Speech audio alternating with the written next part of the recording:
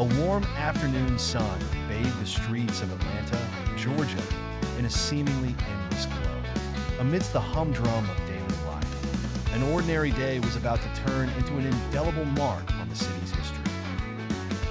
It was on this day that 14-year-old Ethan Harris would face a horrifying ordeal that no adolescent should ever endure. Ethan, a bright student with an affinity for coding and video games, had a knack for adventure. But today's adventure turned into a nightmare as he found himself at the wrong place at the wrong time. He had been walking home from school, his backpack slung over his shoulder, mind lost in thought about his latest science project. Around the corner, out of sight, a nefarious plan was brewing. A group of older teenagers, rooted in gang rivalry and desperate for retribution, walked with intent. Weapons gripped tightly, revenge was their only focus.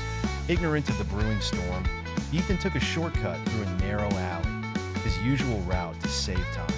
The quietness of the alley was shattered by hurried footsteps. Ethan turned, his heart quickened.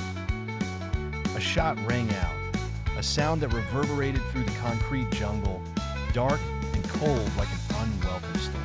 In a matter of seconds, the serene neighborhood turned into pandemonium. By the time law enforcement arrived, chaos had subsided, leaving a trail of blood and shattered innocence. The police secured the scene, marked by flickering red and blue lights and the hushed whispers of onlookers.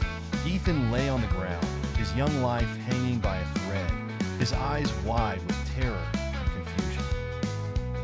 In the following days, the community grappled with the brutal reality that their seemingly peaceful environment had harbored such violence. The incident sparked an outpouring of support for Ethan and his family, as well as a fervent call for stricter measures to curb youth violence. The city united in its sorrow and hope, determined to turn this tragic event into a catalyst for change. The local authorities launched an intensive investigation, leading to the swift arrest of the perpetrators. They were young, not much older than Ethan, and their lives, too, took a dramatic turn as judicial proceedings unfolded.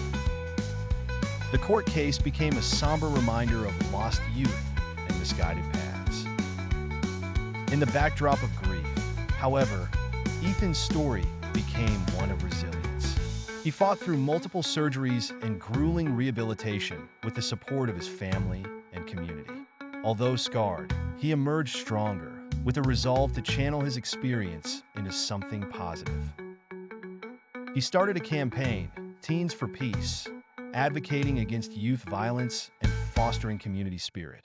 His initiative gained traction, bringing together youths from different backgrounds to collaborate on community service projects, educational programs, and mentorship. The tragic day in Georgia became an emblem of Ethan's strength and the city's capacity for transformation. Through collective effort, they worked to ensure that such darkness never again overshadowed their streets.